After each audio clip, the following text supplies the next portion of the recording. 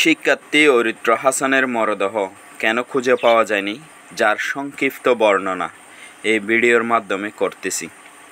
গত ৮ তারিখ ৭ মাস ২০২৫ চট্টগ্রাম বিশ্ববিদ্যালয়ের ৩ জন শিক্ষার্থী হিমছড়ি সমুদ্র সৈকতে গোসলে নেমে ভেসে যায়, যার মধ্যে ২ জনের মরদেহ পাওয়া গেল। এখনও নিখোঁজ রয়েছে শিক্ষার্থী অরিত্র হাসানের। কক্সবাজার জেলা প্রশাসন ও সিসেভ লাইফগার্ডের সদস্যরা সৈকত থেকে ভেসে যাওয়া মরদেহ যে সমস্ত এলাকায় পাওয়া যায়, বিশেষ করে নাজিরাটেক, বাকখালীর মোহনায়, মহেশখালীর প্যারাবন, সোনাদিয়া বিচ, সোনাদিয়া প্যারাবন, সব জায়গায় খুঁজে বেড়ানো হচ্ছে। যেভাবে তথ্য দিচ্ছে আমরা সেভাবে খুঁজে বেড়াচ্ছি। ইতিমধ্যে অরিত্র হাসানের পরিবার, মা বাবা সৈকতের আনাচে কানাচে বিভিন্ন জায়গায় ঘুরে বেড়াচ্ছে এবং আমাদের বলছে, আমার ছেলেকে কখন ফিরে পাবো। আসলে পানিতে ডুবে যাওয়া মরদেহের ক্ষেত্রে যেই বিষয়টি ঘটে থাকে, সেই বিষয়টি পরিবারের কাছে বর্ণনা করার সাহস আমাদের হয়নি।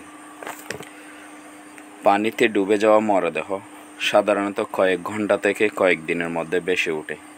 পচনের কারণে শরীরে গ্যাস তৈরি হয়, যেমন hydrogen, ammonia, methane, carbon dioxide ইত্যাদি, যা দেহকে হালকা করে তোলে এবং এটি পানির উপরে ভেসে আসতে সাহায্য করে।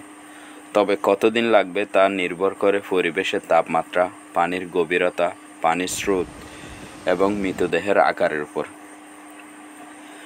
সাধারণত মৃতদেহ পচে যাওয়া শুরু হওয়ার পরে কয়েক ঘন্টার মধ্যে ভেসে ওঠে। গরম আবহাওয়ায় পচন দ্রুত হয়, তাই মৃতদেহ দ্রুত ভেসে ওঠে। ঠান্ডা আবহাওয়ায় পচন ধীর গতিতে হয়, তাই মৃতদেহ ভেসে উঠতে অনেক বেশি সময় লাগে। এছাড়াও অগভীর পানিতে মৃতদেহ দ্রুত ভেসে ওঠে, কারণ গভীর পানির চাপ বেশি থাকে। বিভিন্ন কারণের উপর নির্ভর করে মৃতদেহ ভেসে উঠতে ৮ থেকে ২৪ ঘন্টা বা তারও বেশি সময় লাগতে পারে।